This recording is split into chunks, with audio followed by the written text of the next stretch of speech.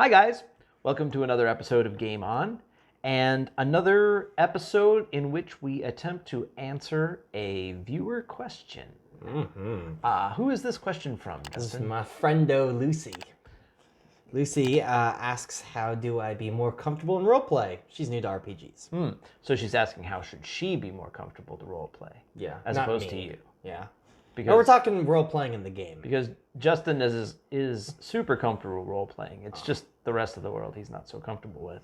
But I digress. Yeah, well. Oh, boy. She's watching this, so I can't make any jokes. Go on. No, you can make jokes. You just have to make yourself the butt of them. You see, that's how that works. Oh, okay. Lucy, we're not making fun of you. We super appreciate this question, and it actually, when we were talking about it, we're like, "Oh, this one is interesting and tricky," and then we started kicking it back and forth, and it turned into a really fantastic topic. So let's dive right in. Yes, Mr. Roleplay expert Matt. Yes, I'm pretending to be a host, so that's how good a role player I am. Role playing, yeah, this is funny because it takes learning how or thinking about how you go about something that seems like second nature. It takes a little doing, but yeah, for somebody who's just getting into this can feel like a really foreign concept, right? And it seems like fun. It seems like the people who are doing it are having fun, but how do you approach the exercise? It's like trying to teach somebody to ride a bike. Yeah, a little bit, I guess. It kind of just comes to you. It's all about balance. I mean, that's the really like flippant answer. Is it comes with practice, but I know that's not the answer they want to hear. Right, well, yeah, that's absolutely true and absolutely not helpful, right? So, okay. There are a few things that I think about this, and the first one is equally flippant, but perhaps more useful. Ooh. Embrace the silly. And what I mean by that is you need to, in order to really get the most out of role playing and to be better at it, you need to sort of let go of your self-consciousness about role playing. Because let's face it, this whole enterprise is on some level kind of silly, right? It's a bunch of people sitting around a table pretending to be people other than they are in a world that they don't actually live in, right? It's make-believe in the broadest sense by grown-ups or ostensible grown-ups.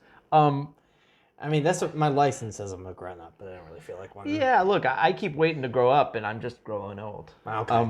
So yeah, no, but look, you got to let go of the self-consciousness aspect to really get the most out of this. Lucy, you're gonna feel weird when you first get into it. You're like, hey, what this? What am I doing? Am I doing it right? Is everybody looking at me? Does everybody think I'm a spaz?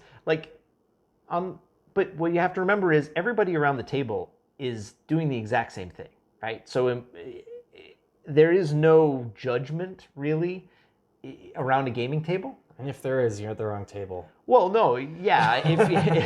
If somebody's judging, they're doing it wrong, not you. So everybody's in it together, and everybody sort of suspends that self-consciousness as a collective. Yeah. And it can be hard for the new person to let that go. But it's like improv performance, but there's no audience because everybody who's seeing it is on the stage with you, right? And so everybody is engaging in this, and so it's fun and it's silly, and you just kind of have to let go the stage fright aspect of it because there's nobody watching except everybody who's participating, and so they're as much exposed to the self-consciousness of it as you are. So just let that go and swing for the fences. I have something that really helped. To be honest, I kind of just fell into it when I started, but most of us did. I'm just kind of a goofy person anyway, so I can just do it. Really? Yeah. Yeah. Spoiler, right? Like you guys never would have guessed. No, I understand. If they didn't know that, but here's the thing, I will easily jump in and out of first person and third person role play.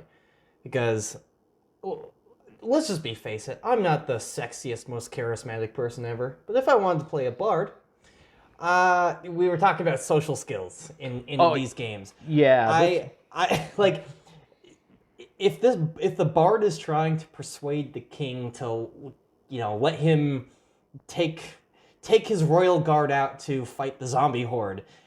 I don't have the words to do that, but my character sheet reflects that says that I should be able to.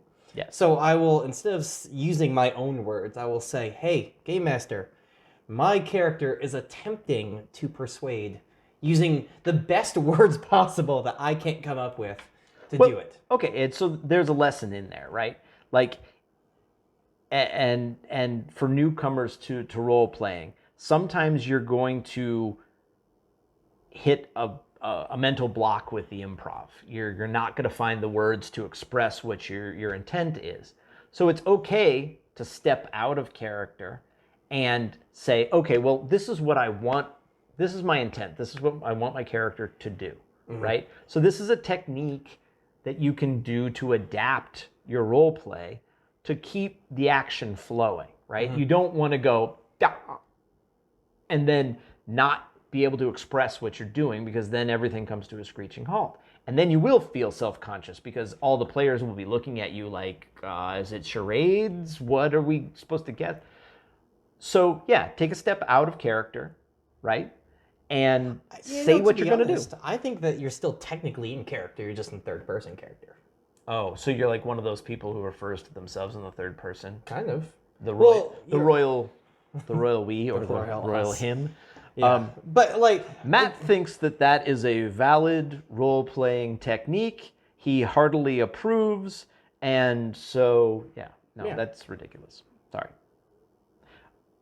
Okay, but like well, that's just how I sometimes will do it. Because if I'm playing a hyper-intelligent character that I don't have the intelligence to match, I'll be like, my character Ronaldo is going to try to do this. Right. And in a game setting, that is perfectly valid technique.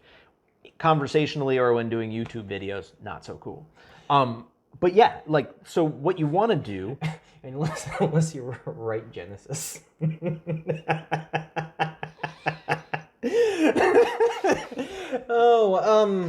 Biblical jokes aside, I think that being able to realize when you've met your match and having to jump in and out of the third person is very important. Yeah, or acceptable. Like, and I guess there are very few things at a gaming table that are unacceptable, and that's another part of getting comfortable and letting go of self-consciousness. Is one of the best parts about role playing is how accepting and inclusive and fun it can be, and that people aren't going to give you a hard time about most things. As long as you're doing it in good-natured fun and you're not sort of detracting from somebody else's fun in what you're doing, pretty much anything goes. So it's hard to wrap your head around that as a newbie, right? But it's true, and that's one of the reasons that role players get into this and then they stick with it for their whole lives, because there's very few places in the world where you get that level of acceptance and, just sort of camaraderie in the face of silliness. I'm about to throw a wrench in this whole video. No, you're not. Watch this. I've got bullet points to go over. Watch this. This isn't just for new players, but for all role players. Okay. Don't like. Here's my example. I don't know how to put this into words. I'm just gonna give you my example. So third person it. Third like person. You step out. Yep. There was a person at a table who had a character who kept swearing, and he was saying, "It's okay. I'm role playing that my character has Tourette's." Now I have Tourette's. I do. I have clinically diagnosed Tourette's. That actually offended me. I'm pretty easygoing, but when somebody was role playing something that they didn't understand, you have to be careful that you're not going to offend somebody at the table. I'm not easily. I mean, I didn't hold on to it, but I didn't like that somebody was making a joke out of something that I have to go through. Okay. So, don't pretend that you have a mental illness. Call of Cthulhu is the only one where it's like, that's a tough one. I feel like in a narrow range, there might be room for certain aspects of something like that, but you have to tread absolutely on eggshells with something like that. You know what? That's something you can bring up at the session 0. Yeah. Can I pretend to have a mental illness that somebody at this table might actually have and have it be cool? No. No, you may not. So I'm sorry I threw a wrench. It's quite all right. I thought that was important to say. Revelatory moment. I just thought that Justin got frustrated with me and swore at me the old-fashioned way, but it turns out that he's got a justification for it from the doctor. Okay. I won't be offended when he swears at me anymore. Most ticks don't involve curse words. I know, and that's the absurdity of your example, right? Is that that's not what Tourette's is at all. Yeah. But somebody just wanted, a hall pass to be able to swear at people. So that's not the same thing and not cool. Lucy, that's not for you. That's just for everyone in general. I feel like we've lost the thread and are not helping Lucy at this point. No. But I'm going to try and get back on track. Okay, my next bullet point. Lucy, be energetic. I don't know you, so maybe you're energetic naturally anyway, in which case you can skip over this one. But for the rest of you guys, emotion, be dynamic. Give something for other people to play off of. This, again, is sort of a improvisational performance exercise. It's better to overact than to underact in a gaming environment. Neither is ideal. You want to find the perfect balance if you can, but if you have to err on the side of one or the other, push a little too hard rather than not hard enough, because you're giving people something to react to. And your energy will spark energy in other people. And you'll contribute more to the positive energy of the game, and you'll just sort of raise the overall energy level. I keep using the word energy. Energy! But yeah, and you'll feel more a part of things when everybody is sort of amped up by your contributions. So just remind yourself to stay upbeat and stay engaged and stay energetic. And that's ties into another bullet point, which I was going to mention later, but I'll move it up the list and talk about it now. Try with that energy, try to make a point of interacting in every scene. Like participate on some level in each scene in the game. You're not going to be the central character in every scene. You shouldn't be. Like that spotlight should be shared amongst the whole table. But even in the scenes where you're playing a supporting role, make a point to engage and be a participant. When you're not the star, help the character who is the star of a scene, right? And contribute. Give people, again, something to work with or work off of. It will make you feel part of the collaborative process. You'll get in the habit of doing that, which a lot of role-playing is muscle memory, mental muscle memory.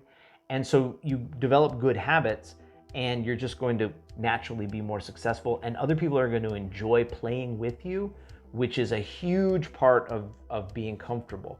When you make other people at the table happy because of your good habits when you role-play or developing good habits, you'll instantaneously feel more comfortable and more skilled and more appreciated at the table, which ultimately is going to make for a better time for you and for the other people. Again, it's kind of like riding a bike. Once you start doing it, it's gonna keep getting, you're gonna get better at it. Yes, let me role play like I have thoughts that actually work. Justin thinks that you guys should like, comment, and subscribe. Justin does think that. He said so even when he's not talking in the third person about himself. Yes, but and I agree. Yes, I agree with him agreeing. What do you guys think about beginning role players, or even role players who are veterans? Is there anything that you guys... Good habits never go out of style. So experienced role players, do techniques that should do techniques that work and develop and continue to develop good habits. But it's especially important for newbies and helping them to sort of lay a foundation so they'll be successful and feel comfortable and have fun. Thank you guys very much for watching. Yes. Keep the questions coming. Oh yeah. And game on. Thanks, guys. The break. Take off the microphone. Give the break. Okay. This is the. Hello.